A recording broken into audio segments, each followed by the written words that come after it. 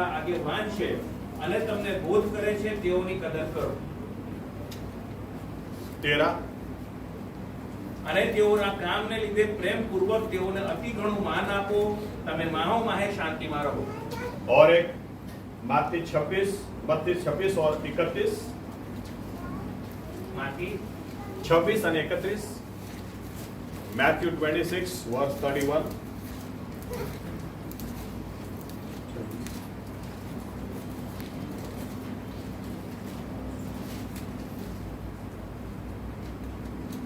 ત્યારે ઈસુ તેઓને કહે છે કે તમે સહુ આજ રાત્રે મારા સંબંધી ઠોકર ખાશો, કેમ કે એમ લખેલું છે કે હું ઘેટા પાડકને મારીશ ને ટોળાના ઘેટા વિખેરાઈ જશે. ओके, लखेलू छे, लिखा हुआ है. कहां पर लिखा है? जकरिया 13 और 7 में. You shall strike the shepherd and the sheep shall go astray. चरवाहे को मारो, भेड़ें बिखर जाएंगी. आमीन. और एक गलाती 4 अध्याय. The book of Galatians chapter 4.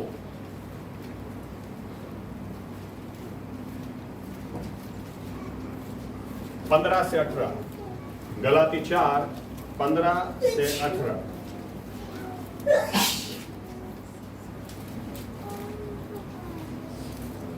ત્યારે તે તમારી મુબારકબાદી ક્યાં ગઈ? કેમ કે હું તમારે વિશે સાક્ષી આપું છું કે જો બની શકત તો તમે તમારી આંખો કાઢીને મને આપત. ત્યારે શું તમને સાચું કહેવાથી હું તમારો દુશ્મન થયો છું? તેઓ તમારો વસીલો શોધે છે પણ નેક દાનવથી નહીં, પણ તમે તેઓનો વસીલો શોધનારા થાઓ. એ માટે તેઓ તમને જુદા પાડવા ચાહે છે, પણ તમારો વસીલો સારા કામને માટે હંમેશા શોધવામાં આવે તો તે સારું છે અને હું તમારી સાથે હાજર હોઉં ત્યારે જ માત્ર નહીં. और एक भाग गलाती 5, 5वां अध्याय 7, 8 और 9. તમે સારી રીતે દોડતા હતા છતાં સત્યને માનતા તમને કોણે રોક્યા? તમારા બોલાવનારે તમને એ પ્રમાણે સમજાવ્યું નથી. થોડું ખમીર લોટના આખા લોંદાને ખમીરી કરે છે. प्रार्थना करें. हमारे जीवित परमेश्वर प्रभु यीशु मसीहा, ये पढ़े गए कलाम को आपके ये आपका है, इसलिए हम आपको धन्यवाद देते हैं.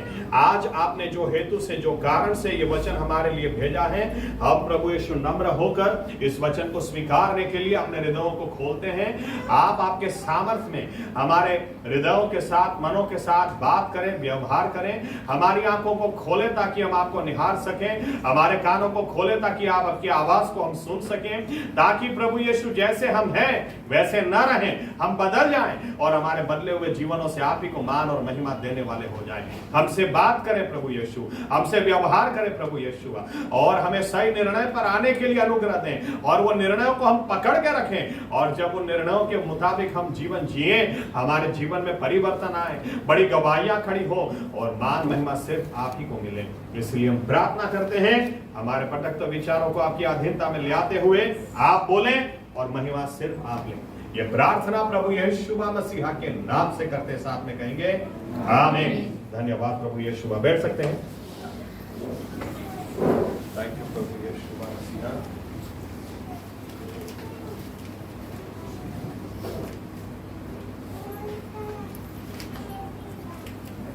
अगले इतवार को इसी से छूते हुए कुछ बोलना है, लेकिन शायद थोड़ा डिफरेंट रहेगा, इसलिए आज इस विषय को खत्म करने की मैं कोशिश करता हूं.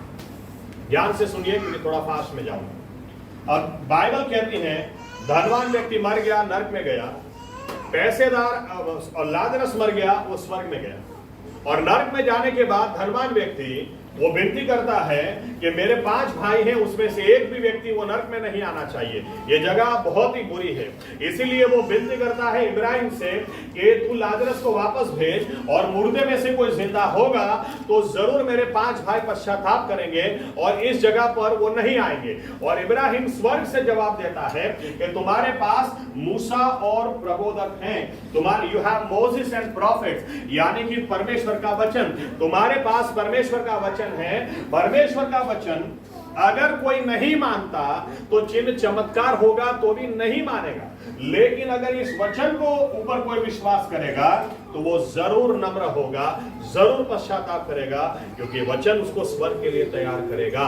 आमीन आमीन. आज आगे बढ़ना चाहते हैं। क्यों ऐसा लिखा है मूसा और प्रबोधक? ऐसा क्यों नहीं लिखा परमेश्वर का वचन? क्योंकि मैं आपसे कह रहा हूं ना कि मूसा और प्रबोधक यानी परमेश्वर का वचन, लेकिन यहां पर तो ऐसा नहीं लिखा ना।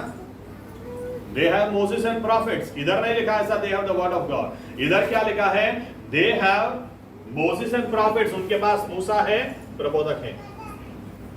इसीलिए ऐसा लिखा गया है क्योंकि दो बातें यहां पर लागू होती है, मूसा और प्रबोधक यानी परमेश्वर का वचन, दूसरा मूसा और प्रबोधक यानी आपको जो सेवक दिए हैं वो। आप अगर बाइबल अच्छी तरह से पढ़ेंगे तो परमेश्वर के दास को और परमेश्वर के वचन को आप अलग नहीं कर सकते। इसीलिए लिखा है मूसा। जब मूसा की बात करते हैं तो उत्पत्ति से व्यवस्था विवरण, पुनर्नियम, ड्यूट्रोनॉमी, परमेश्वर ने इंसान का इस्तेमाल किया ना। आमीन। जब हम कहते हैं प्रभु यीशु के आने से 663 साल पहले भविष्यवाणी थी, ये कवारी गर्भवती होगी। अरे कवारी गर्भवती होगी किधर लिखा है? किसने बोला? यशाया, परमेश्वर के दास ने, यशाया 7 और 14 में। आमीन। तो परमेश्वर के दास को और परमेश्वर के वचन को आप जुदा नहीं कर सकते हैं। आमीन। इसलिए यहां पर जब लिखा है कि परमेश्वर के वचनों को परमेश्वर के वचन तुम अगर इनके ऊपर भरोसा करोगे तो स्वर्ग में आओगे, इसके साथ ही ये बात जुड़ी है कि परमेश्वर के दासों पर, उनके बंदों पर आप विश्वास करोगे, सेवकों पर विश्वास करोगे तो स्वर्ग में जाओगे। आमीन। बहुत सारी आयत दिखाता हूं मैं क्यों ऐसा लिखा है। पहली हमने जो पढ़ लिया, पहला थिस्सलुनीका 5:12-13, क्या लिखा? आपके बीच में जो मसीह का काम कर रहा है उसको बहुत ही आदर देना, उसको बहुत ही प्यार देना। क्यों ऐसा लिखा है? यीशु मसीह ने खुद के शब्दों में कहा, मेरा सेवक जो अगर तुम्हारे घर पे आता है तो तुम उसका स्वीकार करते हो तो मेरा स्वीकार करने के बराबर है। आमीन। आप जुदा नहीं कर सकते। आप उसको एक पानी का गिलास पिलाओगे, यीशु मसीह बोलते मैं तुम्हें आशीष दूंगा जैसे तुमने मुझे पिलाया। पौलुस ने कभी यीशु मसीह को सताया नहीं। वो साउल कलीसिया को सताता था, फिर भी जब उसने दमस्कस के रास्ते के ऊपर प्रेरितों के काम 9वां अध्याय लिखा है, जब उसने यीशु मसीह का दर्शन देखा, क्या आवाज सुनी? यीशु मसीह ने कहा, तू मुझे क्यों सताता है? ये मैं किधर तुमको सताता था? अरे तू जो बंदों को सताता है वो मुझे जुदा नहीं कर सकते। आमीन। उनको सताना बराबर मुझे सताना है, उनके पर भरोसा रखना मेरे पर भरोसा रखने बराबर। आमीन। और आयतें देखो, क्योंकि कई सारे लोग क्या बोलेंगे पता है? हम लोग तो बाइबल के ऊपर बहुत विश्वास करते हैं लेकिन हमको पास्टर पर भरोसा नहीं है। आप गलती कर रहे हैं। ऐसा परमेश्वर के वचन में कहीं नहीं है। अगर आप परमेश्वर पर भरोसा करते हैं ना तो मूसा पर भी करोगे। इसलिए स्वर्ग में से क्या कहा गया? मूसा है, सेवक दिया है, प्रबोधक दिए, उनको बोलो उनके ऊपर भरोसा करें। आमीन। पढ़ते हैं दूसरा इतिहास 20:20, बीजो काढ़ोतान 20 और 20, सेकंड क्रॉनिकल्स चैप्टर 20 वर्स 20।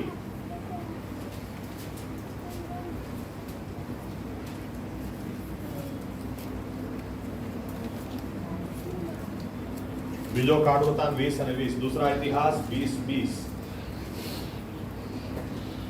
તેઓ સવારમાં વહેલા ઉઠીને તપુઆના અરણ્યમાં ગયા।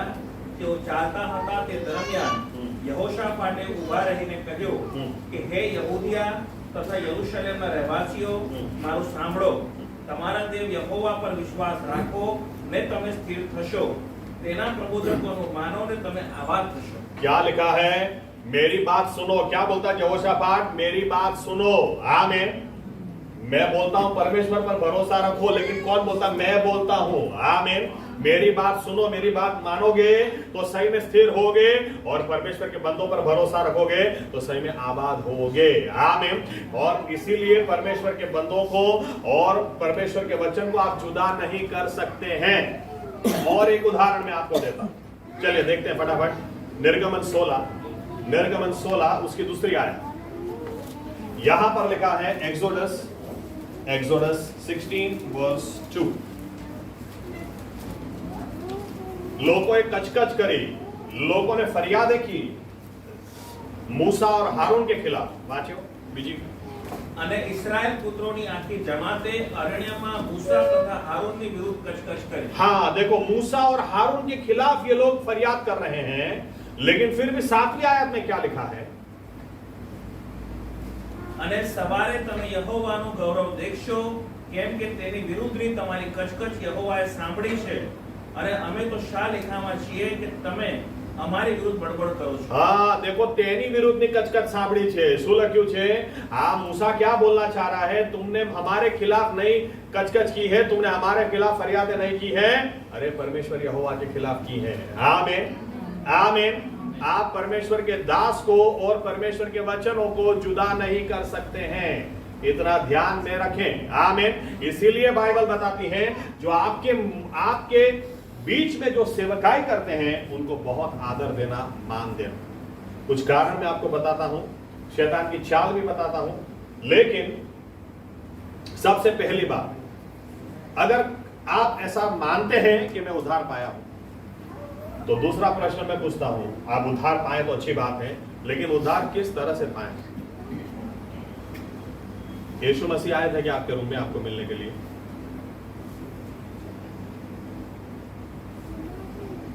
आप उद्धार किस तरह से पाए?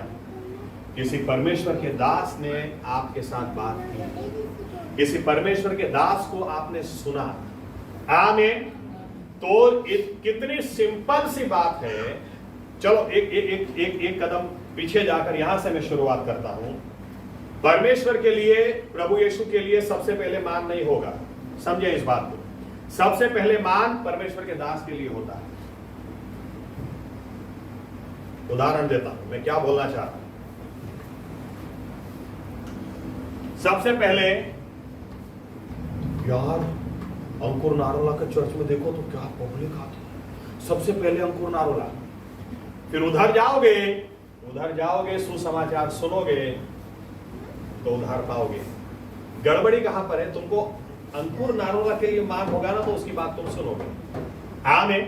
इसलिए सुसमाचार को भी स्वीकार करोगे। गड़बड़ी कहां पे होती है? 10 साल के बाद भी अगर तुम अंकुर नारोला कर रहे हो तो गड़बड़ी है। आमीन। किसी ने, लेकिन पहले इंसान के पास आदमी आता है, आमीन, उसकी बात को सुनता है और उद्धार पाता है। क्योंकि उद्धार के दिन आप यीशु मसीह को नहीं जानते हैं। उद्धार के दिन आपके सामने कोई व्यक्ति ऐसा खड़ा है जिसके लिए आपको हृदय में मान है, इसलिए उसकी बात को आप सुनते हैं और परमेश्वर आपके हृदय को खोलता है और सुसमाचार का बीज, परमेश्वर का वचन हमारे हृदय में काम करता है और हम उद्धार पाते हैं। आमीन। लेकिन वहां से शुरुआत होती है कि हमें प्रभु यीशु करना है, नहीं प्रॉफिट बजिंदर ये नहीं करना है। आमीन। लेकिन परमेश्वर सेवकों का इस्तेमाल करता है। तो उद्धार ही किस तरह से आया हमारे पास? जब किसी परमेश्वर के वचन ने अपने वचन को, परमेश्वर के वचन को हमें दिया, हम उद्धार पाए। तो कितनी सिंपल बात है। अगर उद्धार ही आप परमेश्वर के दास के द्वारा पाए हैं तो आगे भी परमेश्वर के दास के द्वारा ही बढ़ोगे। आमीन आमीन। लोग इतने अभिमानी और घमंडी हो जाते हैं बाद में, अभी हमको किसी की जरूरत नहीं है। अरे नहीं भाई, अगर आप मूसा के द्वारा मिस्र से बाहर निकले हैं, मूसा के द्वारा यहां तक आए हैं, आगे जाने के लिए मूसा की जरूरत है ही आपको। ये परमेश्वर की योजना है। आपकी मर्जी हो ना हो, ये परमेश्वर की योजना है, ये परमेश्वर का प्लान है। आमीन। और इसीलिए हमेशा उस व्यक्ति को आदर और मान देना ही चाहिए जिसके द्वारा हम उद्धार पाए हैं। आमीन। जिसके द्वारा मिस्र से हम बाहर निकले हैं। आपको इस तरह से मैं समझाऊं, ये बात शैतान बहुत अच्छी तरह से जानता है। उसको पता है परमेश्वर के बंदों पर ये विश्वास करेंगे तो ही उद्धार पाए हैं। तो परमेश्वर के बंदों पर विश्वास करेंगे तो इनको आगे बढ़ने से कोई नहीं रोक सकता। इसीलिए क्यों पौलुस को लिखना पड़ा कि परमेश्वर के दास को मान देना, उसको प्यार देना, इसलिए लिखना पड़ा क्योंकि वचन क्या बोलता है? तुम चरवाहे को मारोगे, मत्ती 26:31 हमने पढ़ ली हुआ यार, पर चरवाहे को तुम मारोगे, भेड़ बकरियां बिखर जाएंगी। भेड़ें बिखर जाएंगी। और इसीलिए सबसे ज्यादा हमले पास्टर पर होते हैं, क्योंकि शैतान को पता है पास्टर के लिए मान रहेगा तो इसके जीवन में काम रहेगा। पास्टर की गवाही कैसे खराब कर सकते हैं? करो, कुछ भी करो, दिन रात एक कर डालो, लेकिन पास्टर की गवाही बिगड़नी चाहिए और कुछ करना नहीं पड़ेगा, भेड़ें ऐसे ही बिखर जाएंगी। चर्च में से 2 लोग चले जाएं, 2 उंगलियां आप काट दें, मुश्किल होती है, लेकिन काम खत्म नहीं हो जाता। लेकिन आप सर को ही उड़ा दें, बाइबल कहती है यीशु मसीह कलीसिया का सिर है। हाथ को क्या काम करना है वो दिमाग से ऑर्डर लेना है, आंख को क्या देखना है दिमाग से ऑर्डर लेना है। आमीन। उसी तरह से लोकल चर्च में पास्टर है वो सिर होता है, ये कलीसिया होती है। शैतान को पता है पास्टर को ही काट डालो, ये गला ही काट डालो, कुछ करना नहीं पड़ेगा, ऐसे ही लोग मर जाएंगे। चरवाहे को मारो, भेड़ें ऐसे ही बिखर जाएंगी। आमीन। लेकिन विश्वासी को पता होना चाहिए मैं उद्धार परमेश्वर के दास के द्वारा ही पाया हूं, वहीं से उजियाला मिला है, वहीं से मुझे उत्तेजन मिला है, वहीं से बाइबल में सीखा हूं, वहीं से परमेश्वर यहां तक मुझे लाया है, आगे भी मुझे उनकी जरूरत है। आमीन। ये परमेश्वर की होता है। मूसा नहीं रहा तो परमेश्वर ने यहोशुआ को खड़ा किया, लेकिन कोई ना कोई अगुवा तो दिया। आमीन। पौलुस फरियाद करता है, ये आयत भी हमने पढ़ी। पौलुस बोलता है क्या हो गया तुम लोगों को, क्या हो गया? गलती के लोगों को बोलता है, गलेशियंस, क्या हो गया? एक समय था मैं तुमसे तुम्हारी आंख मांगता ना तो तुम मुझे आंख निकाल के दे देते, आज क्या हो गया? तुम्हारे हृदय में मेरे लिए जो मान था आज कहां खत्म हो गया? मेरे लिए जो प्यार था क्या खत्म हो गया? मैंने तुम्हारे लिए क्या गलत किया? मैंने तो जो सच्चाई थी वही तुम्हें बताया, क्यों मेरे दुश्मन हो गए? फिर क्या बोलता है? तुम है ना दूसरे लोगों की बात में आ गए हो, ये तुम्हें मुझसे छीनना चाहते हैं, लेकिन इनका इंटेंशन, इनका हेतु, इनका दिल सही नहीं है। और फिर वो कारण देता है, a little bit of leaven, थोड़ा सा खमीर पूरे आटे को खमीर खमीर कर देता है। थोड़ा सा पाप, थोड़ी, आप अच्छी तरह से पढ़े, किसी ने आकर, सब कुछ अच्छा चल रहा था, सब कुछ इतना अच्छा चल रहा था कि पूछो मत, किसी ने आकर खाली इतना ही, आपने गुजराती में कहते ना ममरो नाख्यो, किसी ने आकर इतनी बात डाली, तो तुमको नहीं लगता सुन्नत करानी चाहिए? पौलुस बोलता है सिर्फ एक बात किसी ने बाहर से आकर इतनी डाल दी, कलीसिया के 2 हिस्से हो गए, कलीसिया में बंटवारा हो गया। परिणाम क्या आया?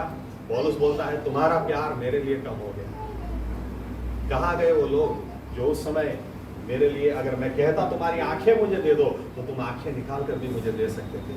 मैं वही पौलुस आज भी हूं, मैं वही परमेश्वर का बंदा आज भी हूं, लेकिन तुम बदल गए। क्यों? किसी ने खिलवाड़ किया, उनका हेतु सही नहीं है। ये शैतान पूरी दुनिया में करता है, क्योंकि उसको पता है, उसको ये बात पता है कि परमेश्वर के दास की गवाही खराब कर दो, इसके पीछे इस तरह से पड़ जाओ, इसके बाद भेड़ें ऑटोमेटिक बिखर जाएंगी। अफसोस की बात है, लेकिन सच्चाई है इस बात में कि पेंटिकॉस्टल चर्चेस में तो कई लोगों का उठना बैठना जीना खाना पीना एक ही कारण से होता है, पास्टर, इसको मुझे छोड़ना नहीं है, कैसे भी करके इसको बदनाम करना है, बस, और कुछ नहीं। इनको लाइफ में कोई दूसरा दर्शन ही नहीं। मैं वचन से भी दिखाता, और कोई दर्शन नहीं। मूसा को खत्म करो, बस मूसा की गवाही खत्म करो, इनके अलावा और कोई दर्शन ही नहीं है। लेकिन याद रखना, ये संदेश इसलिए दे रहा हूं क्योंकि बात सिर्फ पास्टर की या उसकी नहीं है, बात सीधी स्वर्ग और नरक की आती है। स्वर्ग में से कहा गया तुम्हें जो सेवक दिए, तुम्हें जो मूसा दिया, तुम्हें जो नबी दिए, उनका सुनो, नहीं तो तुम्हारे भाई भी वहीं पर जाएंगे जहां तू गया है। बहुत सीरियस बात, आमीन, बहुत सीरियस बात। जो लोग ऐसा बोलते हैं ना कि हम लोग बाइबल का सुनते हैं लेकिन हमको किसी पास्टर का सुनना ही नहीं, क्योंकि मैं तो ऐसे लोग भी देखे हमको, मैं तो पास्टर का सुनता ही नहीं, मैं तो अरे तुम किसी पास्टर का सुनते नहीं हो तो यही वचन बोलता है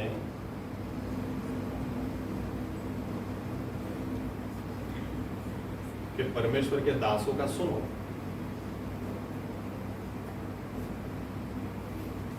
तो तुम आबाद होगे। आमीन।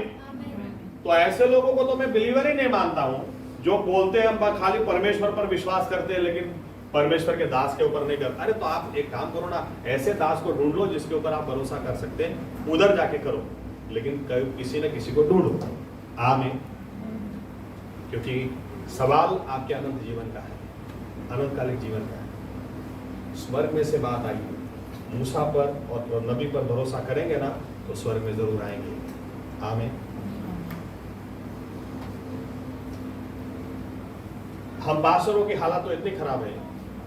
चलो एक वाक्य में बताता हूं। मुझे इस बारे में CNI, मेथोडिस्ट, अलायंस,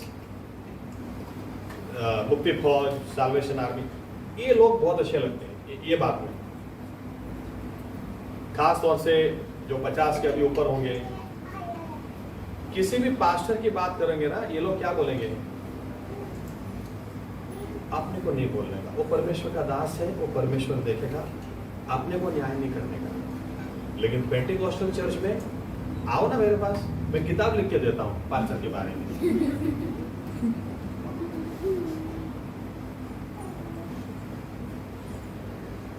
बहुत सीरियस बात। कुछ उदाहरण देखते हैं।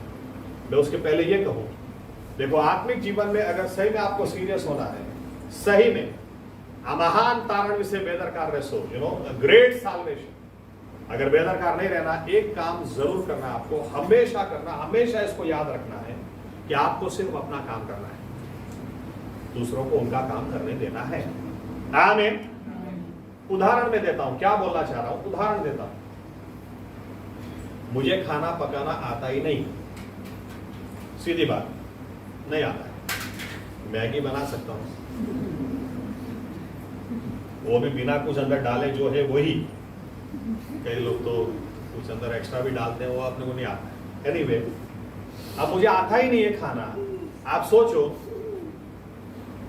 कि मैं जयश्री बहन के घर जाऊं खाना खाने के लिए और फिर उनके पास जाके खड़ा रहूं, कहूं जयश्री बहन रोटी ऐसे नहीं बनाते, चलो थोड़ा ऐसा करो, थोड़ा। जयश्री बहन सोचेंगे इनको कुछ आता नहीं है, खाने के अलावा आता कुछ नहीं, और सलाह देने में। और उर्वी को मैं सलाह दूं, उर्वी पनीर थोड़ा ऐसा करो, थोड़ा ऐसा, हाँ थोड़ा थोड़ा प्याज थोड़ा और डालो। आप नहीं मानोगे, 5 मिनट में दोनों का दिमाग इतना खराब हो जाएगा कि लोग ऐसा बोलेंगे काम करो आप बनाओ, हम लोग बैठे, हम नहीं बनाएंगे। मुझे आता ही नहीं है। मैं क्यों अपना सर मार रहा हूं जो मेरा विषय नहीं है। आमीन। जगदीश भाई आप मुझे मिलो, मैं आपको सिखाता हूं मार्केटिंग कैसे करने का। जगदीश भाई सोचेंगे, क्योंकि मुझे अहमदाबाद से एक बार कहा था जगदीश भाई का कहना पड़ेगा, इतना माल हमारे पास था, बिक ही नहीं रहा था। खाली हमने जगदीश भाई को बोला, जगदीश भाई चिंता मत करो, खाली एक फोन किया, करोड़ रुपए का माल है, आपको लेना पड़ेगा। अरे नहीं लेना पड़ेगा, अरे लेना पड़ेगा यार, ठीक है, ओके डन। 1 करोड़ का माल ऐसे बेच दिया। अभी मैं उनको बोल रहा हूं मुझे मिलो, मैं मार्केटिंग सिखाता हूं। वो क्या बोलेंगे, अरे पास्टर स्टेला बीमार है, अरे गोधरा जाना हुआ है, वो मिलेंगे ही नहीं, क्योंकि उनको पता है दिमाग खराब नहीं करना है, मुझे मेरा काम आता है। आमीन। लेकिन आप देखें आत्मिक जीवन की सच्चाई, कोई नहीं चाहेगा कि मैं उनके काम में टांग अड़ाऊं, लेकिन मेरे काम में सबको टांग अड़ानी है।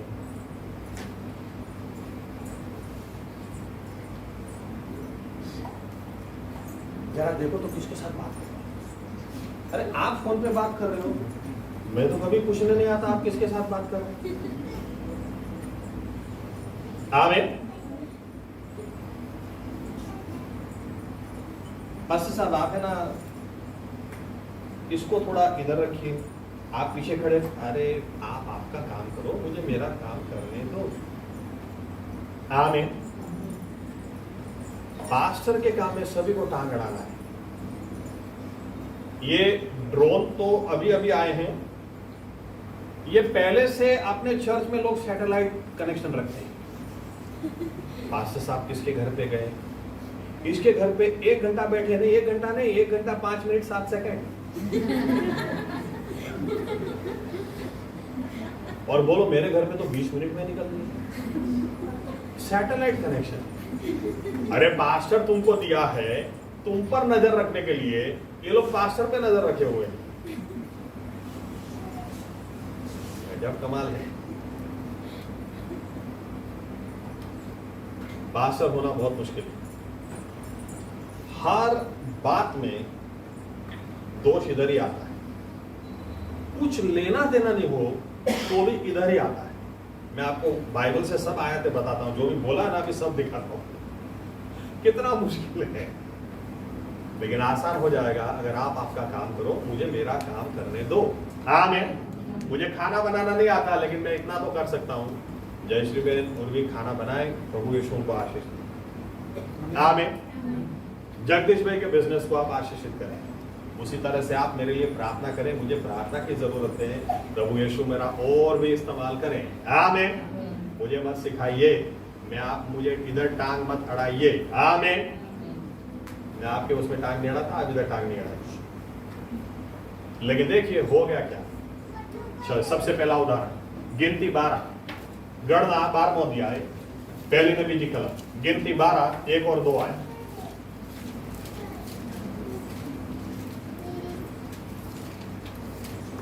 અને મૂસા એક કુશી સ્ત્રીની સાથે પરણ્યો હતો, તેને લીધે મરિયમ તથા હારૂન તેની જોડે બોલ્યા, કેમ કે તે કુશી સ્ત્રીની સાથે પરણ્યો હતો। અને તેઓએ કહ્યું, શું યહોવા માત્ર મૂસાની મારફતે જ બોલ્યો છે? અમારી મારફતે પણ તે બોલ્યો નથી શું? અને યહોવાએ તે સાંભળ્યું। अब देखिए यहां पर ऐसा लिखा है, हारून और मरियम। हारून पूरा अध्याय घर जाके पढ़िए, बहुत इंपॉर्टेंट है।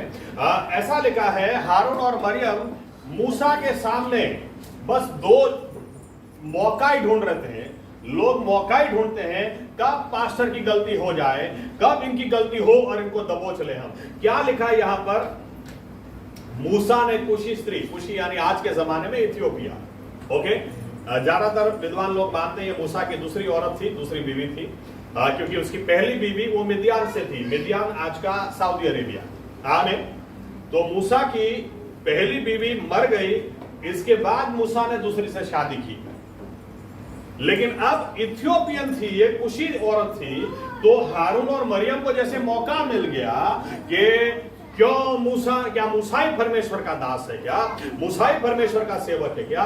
मूसा ही परमेश्वर क्या मूसा से ही बात करता है, हमसे नहीं करता है?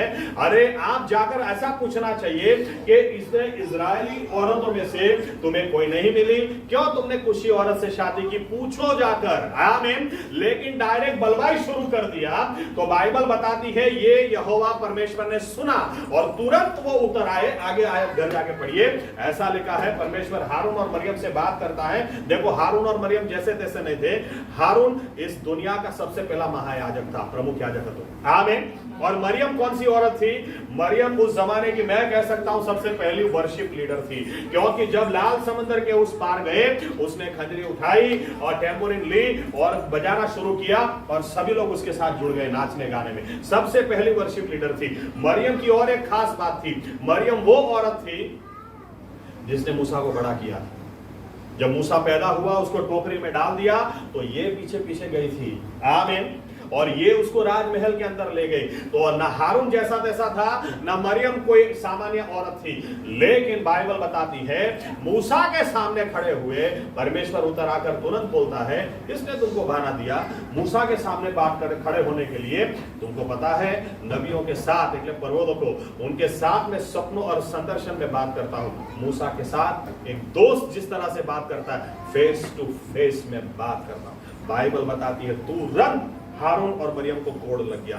तुरंत उनकी स्किन पूरी चेंज हो गई, क्योंकि कोढ़ उस जमाने में परमेश्वर की ओर से श्राप दिखाता था।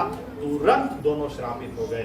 यहां पर आज भी यह हकीकत है, लोग इस बात को नहीं समझते हैं। मैं क्यों कहना चाहता हूं, कभी किसी पास्टर को बदनाम नहीं करना, कभी किसी पास्टर का इधर उधर नहीं करना।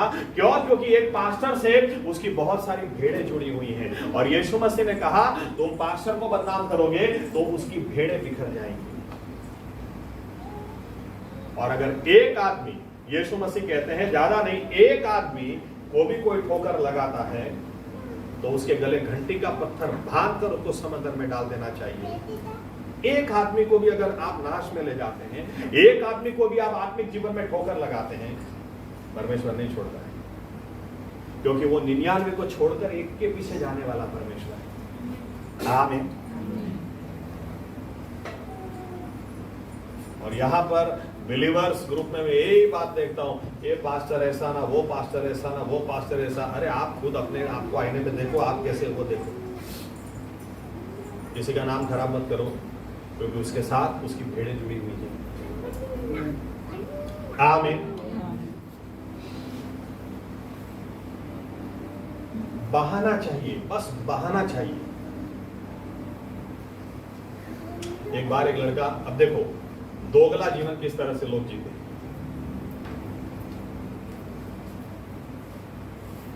मैं मेरी बहन के अहमदाबाद जाता हूं कई बार। अभी तो काफी समय से मैं और मेरी सिस्टर खाना खाने नहीं गए, लेकिन मुझे अभी भी याद है एक बार मैं उसको लेके गया, उनका चल खाना खाने जाते अपने दोनों। और हम लोग होटल में बैठ के खाना खा रहे थे, और हम लोग देख रहे थे लोग किस तरह से देख रहे थे, जैसे कोई लव अफेयर हो। लोगों को तो नहीं पता मेरी बहन है, लोगों की नजर कैसी होती है। दुख तब होता है, विश्वासियों की भी नजर ऐसी होती है।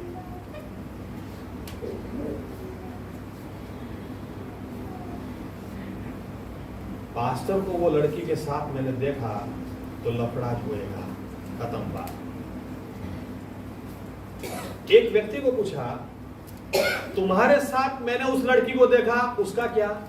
तो क्या बोलते पता है, नहीं एक्चुअली पास्टर साहब उसमें क्या है कि मैं जॉब पर जाता हूँ ना, वो लड़की का रास्ते में आता है, इसलिए मैं उसको लेके जाता हूँ, उसको लेके जाता हूँ। अच्छा, आप करते हैं वो जॉब है, हम करें वो लफड़ा। कमाल है, क्या बात। यीशु मसीह अगर समरूनी भाई के साथ, सैमरिटन वुमन के साथ कुएं पर बैठकर अकेले में बात करें, तो यह नहीं देखने का उसका जीवन बदल गया, नहीं लफड़ा होगा, डेफिनेटली होगा। मरियम मागदानी के साथ तो होगा ही लफड़ा। जिंदा होने के बाद सबसे पहले उसी को क्यों मिले? डेफिनेटली लफड़ा होगा। ये बिलीवर्स की सोच, इनको बहाना चाहिए। मूसा ने उसी औरत के साथ क्यों शादी की? ये किधर से परमेश्वर का बंदा हो गया खाली? हम भी तो परमेश्वर के बंदे। परमेश्वर को बोलना पड़ा, मैं इसके साथ फेस टू फेस बात करता हूं, चुप रहे। आमीन। यह हकीकत है। शैतान को पता है, सर काटो, पास्टर के पीछे पड़ जाओ, अगुओं के पीछे पड़ जाओ, सर काट डालो, ऑटोमेटिक सब बिखर जाएंगे। दूसरा उदाहरण देता हूं, गिनती 16, गणना 16, 1, 2 ने 3, पहली, दूसरी और तीसरी आयत। देखिए गिनती 16, नंबर्स 16।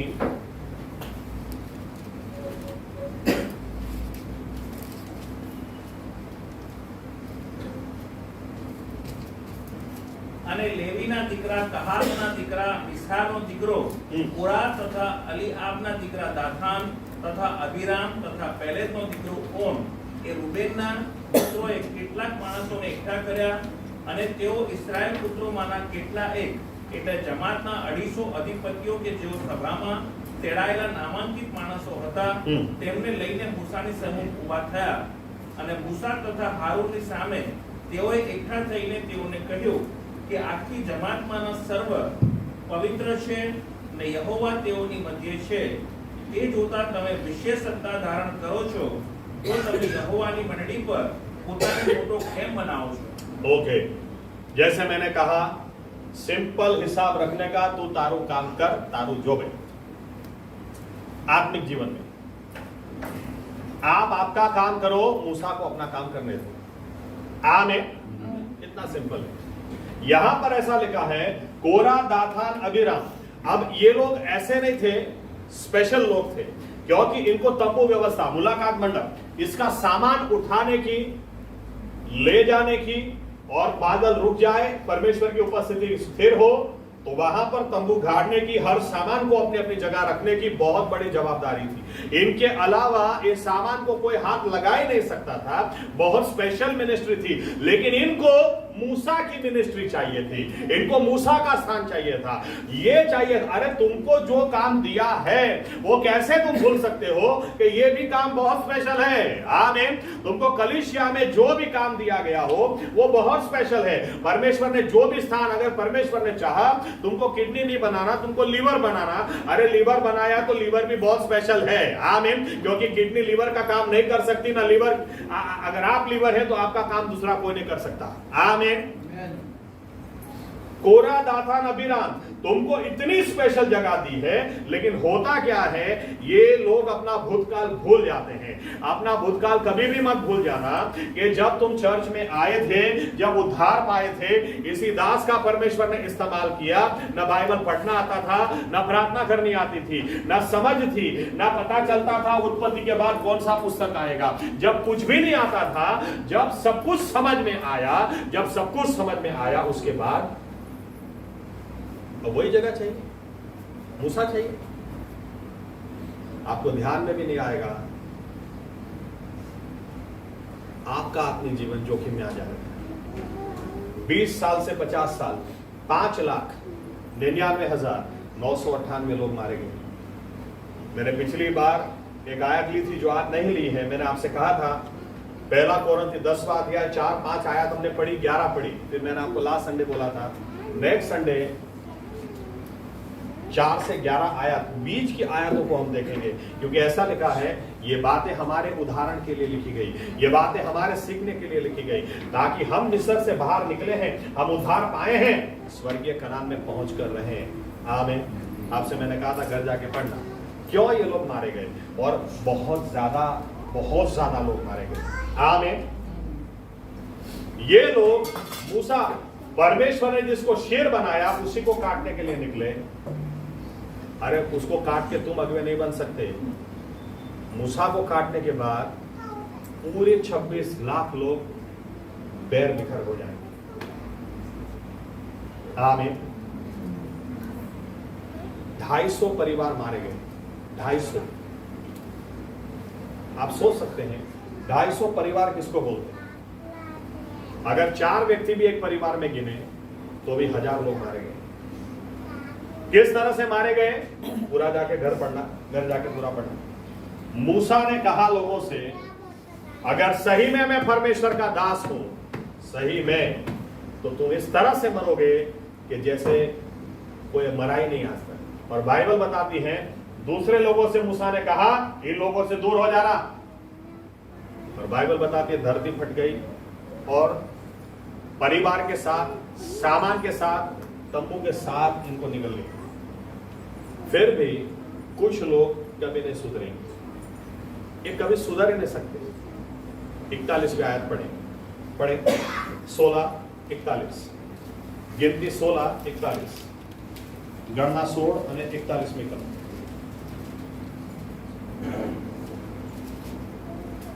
અને તેને બીજે દિવસે ઇસ્રાએલ પુત્રોની આખી જમાતે મૂસા તથા હારૂનની સામે કચકચ કરતા કહ્યું, તમે યહોવાના લોકને મારી નાખ્યા છે। बोलो, ये बलवा कर रहे थे, इसके बावजूद ये लोग क्या बोलते मूसा और हारून को? परमेश्वर के लोगों को तुमने मार दिया।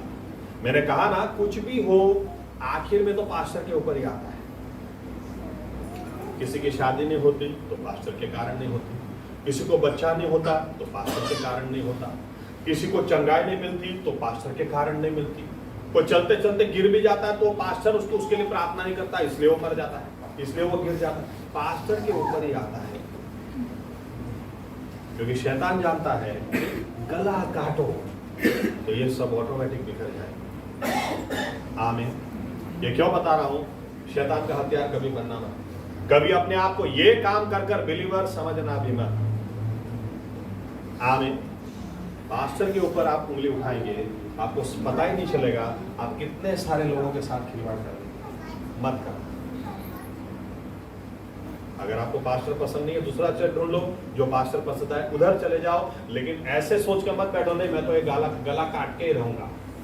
अरे परमेश्वर जिधर आग में डालेगा ना, उधर से वापस आने का कोई रास्ता नहीं। आमीन। सीरियस हो जाना। आपकी आंखों के सामने इतने लोग मारे गए, इसके बावजूद आप बोल सकते हैं? कैसे बोल सकते हैं? मैं सब देखा हुआ है।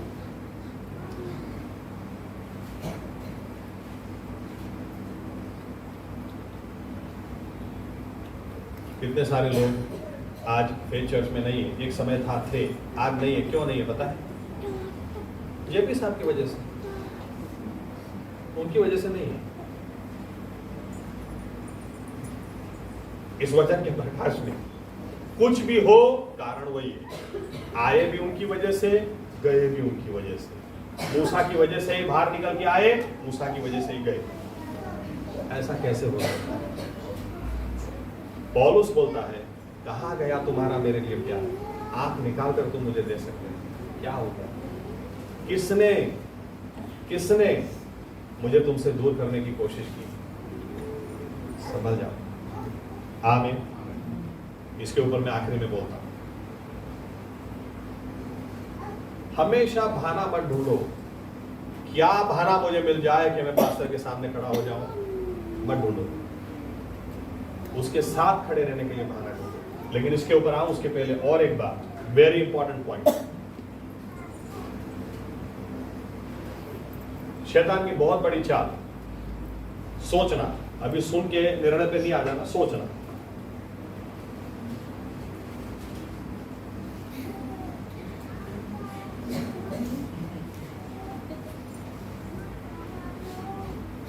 आपके पास्टर के अलावा सभी पास्टरों को मान देने का, ये बिलीवर में अभी ट्रेंड चल रहा है। आपका पास्टर है उसको मान नहीं देने का। लेकिन बजिंदर सिंह, अंकुर नारोला, जो आपका पास्टर है ही नहीं, इतना मस्त बोलता है, तो इधर क्या आपको काटने आता भाई?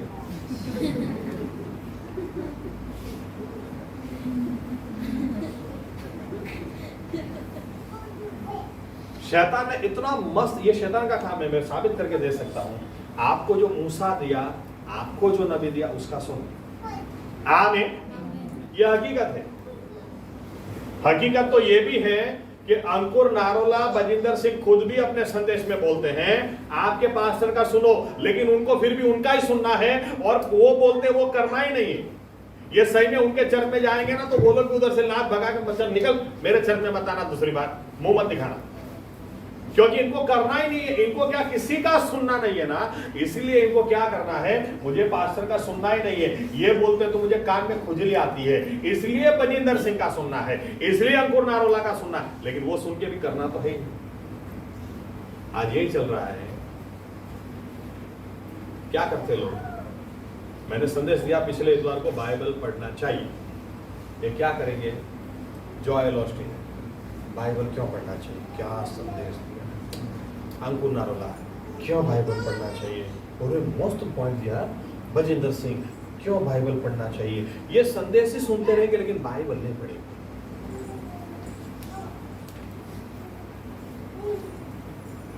मेरी जब ऑर्डिनेशन हुआ 2014 में, दीक्षा हुई, तब मैंने कहा था उस वक्त, मुझे मेरे फेवरेट प्रीचर है टीडी जेक्स, बहुत बहुत पसंद है मुझे। लेकिन फिर भी उस वक्त मैंने कहा, मुझे बहुत सारे ऐसे प्रचारक हैं जो बहुत पसंद है, बहुत मैं प्यार करता हूं उनसे, लेकिन सबसे ज्यादा अपने पास्टर से करता हूं। क्योंकि मैं जब बीमार हुआ तो टीडी जेक्स नहीं आते थे, मेरे पास्टर मेरे लिए प्रार्थना करने आते थे। मुझ में इतनी सारी कमजोरियां थी, सुधारने के लिए अमेरिका से कोई पास्टर नहीं आया, मेरे पास्टर आकर मुझे सुधारते थे। बाइबल किस तरह से पढ़ना, समझना, और मेरे पास्टर ने मेरे साथ में बैठकर मुझे सिखाया। पहली बाइबल स्टडी जब मैंने ली थी, मुझे समझ में भी नहीं आ रहा था कैसे बोलने का, कैसे संदेश देने का, वो कैसे होता है। मैं उस वक्त तो ऐसा था कि पास्टर साहब जो संदेश देते थे चर्च में, तो सर खुदा था, किधर से लाए, कैसे ऐसा कोई कैसे बोल सकता है? यार मैंने इतनी बार पढ़ा, मुझे तो समझ में नहीं आया। उनसे सीखा है। बपतिस्मा देने के लिए अंकुर नारोला नहीं आए, मेरे पास्टर ने मुझे दिया। आमीन आमीन। आप सभी सेवकों से प्यार करो, लेकिन आपको पता होना चाहिए बाइबल में क्या लिखा है, जो आपके बीच में काम कर रहा है उसको मान दो, उसको प्यार करो, उसका सुनो। आमीन। और आज ये ट्रेंड चल रहा है, अपने पास्टर का सुनो ही मत, बाकी कोई भी पास्टर का सुनो। अरे नहीं भाई, जब मुझे इस बात को समझ में आया, आज शायद बरसों हो गए मैंने किसी को सुना ही नहीं, मैं सुनता ही नहीं हूँ। एक कारण से, मुझे ऐसा नहीं कोई पसंद नहीं है, लेकिन एक ही कारण से नहीं सुनता हूँ। अगर दूसरे सेवकों को सुन करूंगा तो बाइबल कब पढ़ूंगा, प्रार्थना कब करूंगा, परमेश्वर की आवाज कब सुनूंगा, उसके साथ कब समय बिताऊंगा। आमीन। आखिरी पॉइंट इस मुद्दे पर याद रखना, आपको आपका पास्टर पता होना चाहिए। मैं यूं कह दूं, सभी को आपका पास्टर होना है। हर कोई आपका पास्टर बनना चाहता है। जैसे हर किसी को सलाह देने में भाई આમ કરજો, થોડી ગાડી આમ કરજો, થોડું આમ કરજો, અને આજના તમે બી થોડું આમ ધ્યાન રાખજો। हर किसी को किसी का पास्टर बनना है। याद रखना, कोरा, दाथान, अबीराम 250 लोग कैसे हो गए? 250 लोग हो कैसे गए? इनको अगर पता होता हमारा पास्टर मूसा है, बस तो बात खत्म होती ना।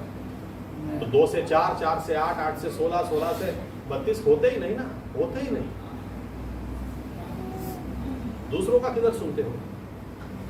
मुझे एक ही बार एक व्यक्ति ने सलाह देना चाहा, वो आनंद चर्च के एल्डर थे उस टाइम, आज तो हमारे चर्च में नहीं है, लेकिन एक बार उन्होंने मुझसे कहना चाहा, पास्टर अभी आप सेवक, अभी आप पास्टर हो गए हैं, आप आपके चर्च में इस परिवार को देखना, ये परिवार ऐसा है वैसा है, ये ब्ला ब्ला ब्ला। थोड़ी देर सुना, फिर मैंने कहा 1 मिनट आप मेरी बात सुनिए, आप आनंद चर्च के हैं, मैं अहमदाबाद चर्च का हूं, मेरे पास्टर ऑलरेडी हैं, तो आप क्यों मेरा पास्टर बनना चाह रहे हैं? सॉरी, आप मेरे पास्टर नहीं है। मेरे पास्टर के जैसा बात मत कीजिए। मिर्ची लगी या मिर्ची बॉम्ब लगा मुझे नहीं पता, लेकिन आपको पता होना चाहिए आपका पास्टर कौन है। आमीन। हर कोई आपका पास्टर बनना चाहता है, हर कोई आपका काउंसलिंग करना चाहता है, हर कोई आपसे ये ना वो ना ये ना वो करना चाहता है। आपको पता होना चाहिए भाई, सिर एक ही होता है, हाथ 2 होते, सिर एक ही होता है। आमीन। आपको पता होना चाहिए आपका पास्टर कौन है, उससे मिलो, उससे बात करो, उसका सुनो, क्योंकि परमेश्वर के जिस बंदे के द्वारा आपके जीवन में काम हुआ, उसी के द्वारा आप आगे बढ़ोगे। आमीन। एक सिंपल बात मैं आपसे कह दूं, शैतान की चाल क्या है? कितना ही महान परमेश्वर का दास क्यों ना हो, कितना ही महान, उसकी छवि इतनी खराब कर दो, इतनी खराब कर दो, फिर उसको प्रचार करने के लिए आप बुलाओ, एक व्यक्ति उसके वचन को स्वीकार नहीं करेगा। क्यों ना उपवास और प्रार्थना के साथ वो वचन आया हो, क्यों ना परमेश्वर का वचन डायरेक्ट हमारे पास आया हो, लोग नहीं स्वीकारते हैं, क्योंकि जिस व्यक्ति के द्वारा आ रहा है, लोग क्या सोचते हैं, उसकी छवि कैसी बना दी है। एक बहुत अच्छा वाक्य, शैतान का झूठ। यार पास्टर का एकांत का जीवन कितना ही खराब क्यों ना हो, स्टेज पे चढ़ते तो आग लगा देते। ओ भाई, बाइबल अच्छी तरह से जानो, एकांत का जीवन परमेश्वर देखता है। आमीन। फिर वो जाहिर में आग लगाता है। आमीन। और जाहिर में अगर आग लगती है ना, तो आपको इतना तो दिमाग चलना चाहिए कि एकांत में क्या शुद्धता होगी, क्या पवित्रता होगी, तो जाहिर में आग लगती है। दाऊद क्या बोलता है, गोलियात को ऐसे ही मारने नहीं जा रहा हूं मैं, जहां कोई नहीं देखता था उस वक्त मैंने रीछ को मारा है, भालू को मारा है, उस वक्त मैंने सिंह को मारा है, कोई देखने वाला नहीं था, उधर मारा है, इसलिए अब मैं मारने जाऊंगा। आमीन।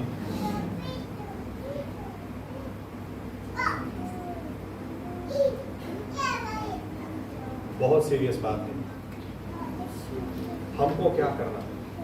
एक चाबी तो मैंने दे दी, अगर आप सही में उद्धार के लिए सीरियस हैं, सही में उद्धार के लिए सीरियस हैं, तो परमेश्वर के बंदों के लिए भी आपको सीरियस होना जरूरी है।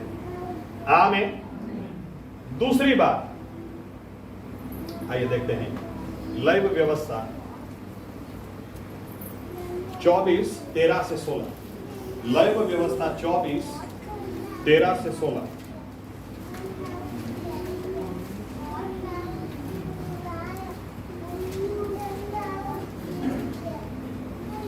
અને યહોવાએ મૂસાને કહ્યું કે શાપ દેનારને છાવણી બહાર કાઢી લાવ, અને જેઓએ તેનું બોલવું સાંભળ્યું હોય તે સર્વ પોતાના હાથ તેના માથા પર મૂકે ને આખી જમાત તેને પથ્થરે મારે, અને ઇસ્રાએલ પુત્રોને તેમ કહે કે જે કોઈ પોતાના દેવને શાપ દે તેનું પાપ તેને માથે, અને જે જણ યહોવાના નામનું દુર્ભાષણ કરે તે નિશ્ચય માર્યો જાય. આખી જમાતે તેને નિશ્ચય પથ્થરે મારવો. જ્યારે તે યહોવાના નામનું દુર્ભાષણ કરે ત્યારે તે માર્યો જાય, પછી તે પરદેશી હોય કે વતની હોય.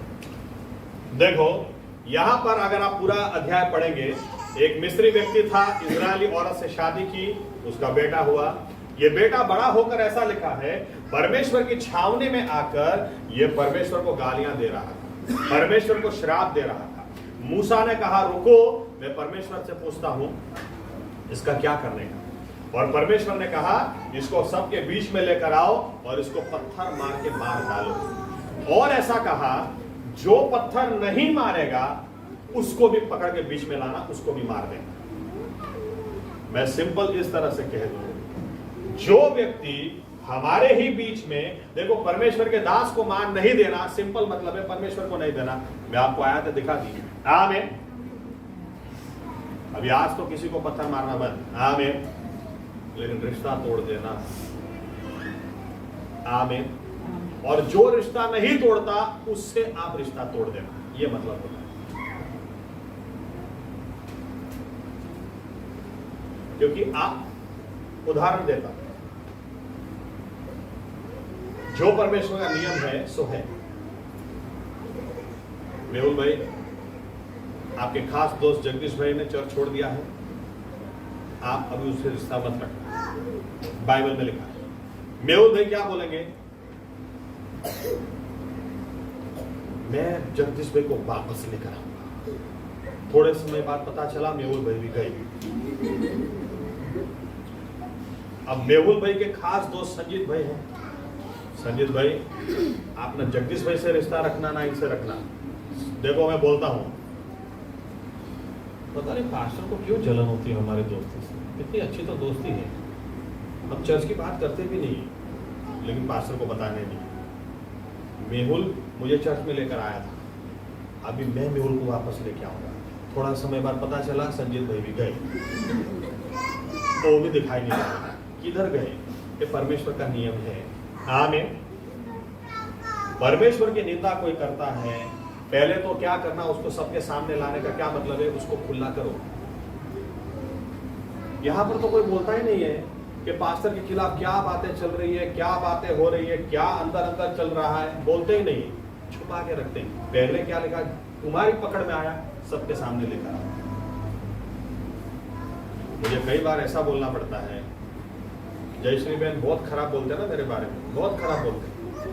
आप खाली इतना देखो कि जब उनके घर जाता हूं मुझे कैसे खाना खिलाते हैं, तो आपको समझ में आना चाहिए ये चेक कभी पास हो ही नहीं सकता। फिगर्स वर्ड्स मैच नहीं कर रहे। आमीन। यही जयश्री बहन पीठ के पीछे मेरे इतनी बुराई करते हैं, यही सर और एक रोटी खाओ, छाछ और एक गिलास लाओ, मसाला डालू क्या, आइसक्रीम खाएंगे, तो आपको समझ में आना चाहिए। आमीन। इसलिए कह रहा हूं, बहुत सारे लोग जो पुराने हैं ना, एक बात जानते हैं, सही में एक समय हमारे चर्च में इतना प्यार, इतनी मोहब्बत थी ना, जैसे पौलुस बोलता है, अगर जेपी साहब भी बोलते ना हाथ काट के दे दो तो शायद लोग दे देते। पौलुस जैसे बोलता है आंख निकाल के दे, मांगता तो आप लोग दे देते। आज क्या हो गया, आज क्या हो गया।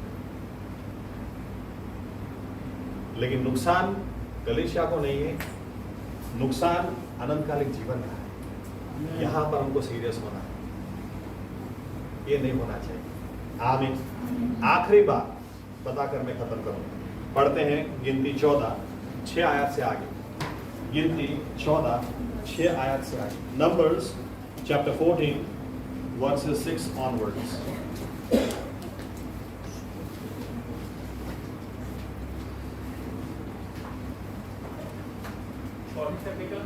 છથી વાંચો ને આગળ લોકો જો પછી અને નૂનનો દીકરો યહોશુઆ તથા ફુન્નેનો દીકરો કાલેબ જેઓ દેશની જાસૂસી કરનારાઓમાંના હતા તેઓએ પોતાના વસ્ત્ર ફાડ્યા અને તેઓએ ઇસ્રાએલ પુત્રોની આખી જમાતને કહ્યું કે જે દેશની જાસૂસી કરવાને અમે જઈ આવ્યા તે અતિ ઉત્તમ દેશ છે જો યહોવા આપણા ઉપર પ્રસન્ન હશે તો તે આપણને તે દેશમાં લાવશે ને તે આપણને આપશે તે તો દૂધ મધની રેલચેલ વાળો દેશ છે ફક્ત યહોવાની વિરુદ્ધ તમે દંગો ન કરો તેમજ દેશના લોકોથી તમે ન વિહો કેમ કે તેઓ તો આપણો પક્ષ છે તેઓનો આશ્રય તેઓની પાસેથી જતો રહ્યો છે અને યહોવા આપણી સાથે છે તેઓથી ના વિહો। ओके, देखो यहाँ पर बहुत अच्छी बात लिखी है। क्या लिखा है आप देखिए। अगर आपको करना, जैसे मैंने कहा कि अगर परमेश्वर ने जो बंदे आपको दिए हैं आप उनके साथ में खड़े रहिए। यहोशुआ और कालेब मिस्र से निकले, उतना ही नहीं उनके सभी दोस्त काका होंगे, चाचा होंगे, फूफा होंगे, पता नहीं, लेकिन 5,99,998 लोग मारे गए। लेकिन यहोशुआ और कालेब कनान में गए। कनान में गए, इसके पीछे का कारण क्या था? वो हर हाल में मूसा के साथ में खड़े रहे। आमीन। तो मूसा के साथ में जब आप खड़े रहते हैं, परमेश्वर के दास के साथ खड़े रहते हैं, देखो आपका विश्वास भी कितना बदल जाता है। सब लोग बोल रहे हैं मूसा को पत्थर मारने के लिए उठा लिया, ये कहने लगे कनान में नहीं जा सकते। लेकिन यहोशुआ और कालेब जो मूसा के साथ खड़े हैं, वो कालेब क्या बोलता है? अरे नहीं नहीं नहीं नहीं, अरे जो परमेश्वर यहां तक हमको लेकर आया वो आगे भी ले जाएगा। और यूं कहता है, उनकी हाइट बॉडी देखकर डरो मत, जो यहोवा परमेश्वर यहां तक लाया है उसने उनको हमारे हाथ में दे दिया है। वो हमारा भक्ष्य, वो हमारा खाना है, वो हमें नहीं खाएंगे, अरे हम उनको मसल डालेंगे। आपका विश्वास भी चेंज हो जाएगा, आपका दृष्टिकोण चेंज हो जाएगा अगर आप परमेश्वर के बंदे के साथ खड़े रहेंगे तो। आमीन आमीन। करना यही है हमको। प्रभु यीशु ने कहा अंधे के पीछे चलोगे वो खड्डे में गिरेगा, तुम भी गिरोगे। आमीन। तो चेक जरूर करना है, हमको चेक जरूर करना है सही में ये परमेश्वर का बंदा है या नहीं। लेकिन आपको लगे परमेश्वर का बंदा है, उसको आधीन हो जाओ, उसका गला नहीं काटना है, उसके साथ में खड़ा रहना है, उसके लिए प्रार्थना करनी है। और कोई भी बात हो उसके साथ आप बैठकर बात करो, दूसरों को बताने के बजाय उससे बात करो। आमीन। चरवाहे को मत मारो, उसकी छवि को खराब मत करो, आपको अंदाजा ही नहीं होगा कितने लोग बिखर जाएंगे। एक आत्मा जब पश्चाताप करता है, एक स्वर्ग में आनंद होता है। 10 खो जाएं तो उतना मातम भी तो होता होगा। आमीन। ऐसा लिखा नहीं है, मेरा अंदाजा। हमारे द्वारा कोई भी खोना नहीं चाहिए, हमारे द्वारा लोग खोए हुए मसीह के पास आने चाहिए। आमीन। स्वर्ग में से कहा गया, देख धनवान व्यक्ति, तुम्हारे लोगों के पास मूसा है, प्रबोधक है, वचन है, इसके पर भरोसा करेंगे तो नरक में कभी नहीं जाएंगे। दूसरी बात, उनको उनके पास मूसा है, पास्टर है, अगुवे हैं, उनके ऊपर भरोसा करेंगे जो परमेश्वर के दास है, जो बाइबल कॉलेज करके आए, डिग्री लेके आए, उनकी बात नहीं है, जो सही में परमेश्वर के दास है उनके ऊपर वे भरोसा करेंगे, उनके साथ में वे खड़े रहेंगे तो वे भी मिस्र से निकले कनान तक जाएंगे। आमीन। हम सभी के साथ ऐसा ही हो। आइए अपनी जगह खड़े।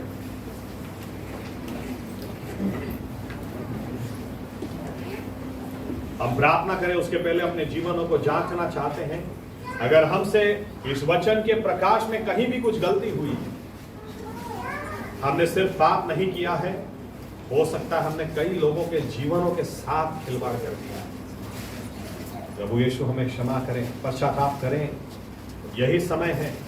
प्रभु यीशु से कहें मुझे क्षमा कर दें प्रभु यीशु, मुझे पता ही नहीं था, अंदाजा ही नहीं था कि मेरे इस काम से, मेरी इस गलत गवाही से, मेरे इस गलत प्रचार से बहुत सारे लोगों का नुकसान हो जाएगा और आगे न हो इसके लिए आइए निर्णय लें। क्योंकि सवाल चर्च का नहीं, सवाल पास्टर का नहीं, सवाल किसी की जिंदगी का नहीं, सवाल अनंतकालिक जीवन का है। सवाल बहुत बड़ा है, बहुत बड़ी बात दाव पर लगी है, अनंतकालिक जीवन। अगर हम उद्धार पाए हैं तो प्रभु यीशु को दिल की गहराई से धन्यवाद। धन्यवाद ऐसे उद्धार के लिए जो ना सोना ना चांदी से मिल सकता, लेकिन यीशु मसीहा के मूल्यवान लहू से मिला। लहू से गुनाहों की माफी हुई, लहू से गुनाह माफ हो गए और हम उद्धार पाए। धन्यवाद उसके लिए। लेकिन बाइबल कहती है जो सेवक आपके बीच में काम करते हैं, उस मूसा उन प्रबोधकों का भी आप सुनो। जो आपके बीच में काम करते हैं उनको आदर दो, मान दो, उनका सुनो, जरूर आबाद होगे, जरूर विश्वास में स्थिर हो, जरूर आगे बढ़ोगे। प्रभु यीशु मसीह, अगर हमारा प्यार एक दूसरे के प्रति कहीं कम हुआ है तो आप प्रभु यीशु हमें क्षमा करें। गलती कहीं ना कहीं हमसे हुई है, लेकिन प्रभु यीशु और एक बार आपकी आत्मा को हम पर उंडेल दें, और एक बार आपका लहू हम पर बह जाए, ताकि प्रभु यीशु हमने जो भी एक दूसरे के खिलाफ किया है, हम एक दूसरे की माफी मांगते हैं, आपसे माफी मांगते हैं, ताकि प्रभु यीशु हमें एक नई शुरुआत मिले। और इस नई शुरुआत में हम प्रभु यीशु मसीहा आपके दिए हुए अगुओं से हम प्यार करेंगे, उनके साथ हम खड़े रहेंगे, और कोई भी उनके खिलाफ जाएगा तो हम उनको छुपाएंगे नहीं, सबके बीच में उनको खुला करेंगे, ताकि या तो वे पश्चाताप करें या तो फिर वे जाएं। अगर दो व्यक्ति ऐसा करेंगे तो हम 2 से 250 नहीं होने देंगे, उनको खुला कर देंगे, ताकि आप ही को मान मिले। और हमारे भाई बहन जो आज बचे हुए हैं, अंत तक हम सभी लोग बचे हुए रहे। हम सभी लोग मिस्र से बाहर निकले हैं, साथ में हम स्वर्ग में प्रवेश करने पाए, अनंतकालिक जीवन में प्रवेश करने पाए। आप हमारी सहायता और मदद करें। इस वचन के ऊपर और विचार करने के लिए हमें अनुग्रह दें, और उजियाला हमें दें, उसके ऊपर चलने के लिए और शक्ति, सामर्थ और बल हमें दें। और हम सभी व्यक्ति अपना अपना काम करें, पास्टर को उनका काम करने दें, हम अपना काम करें, हम एक दूसरे के लिए प्रार्थना करें। हम कभी किसी पास्टर की गवाही खराब ना करें, ये जानते हुए कि उनके साथ बहुत सारी भीड़ें जुड़ी हुई हैं। सीरियस आत्मिक जीवन हम जिए और कई सारे लोगों के लिए उदाहरण बने। ये हमारी प्रार्थना प्रभु यीशु मसीहा के नाम से करते हैं, आमीन। तो आकाश माना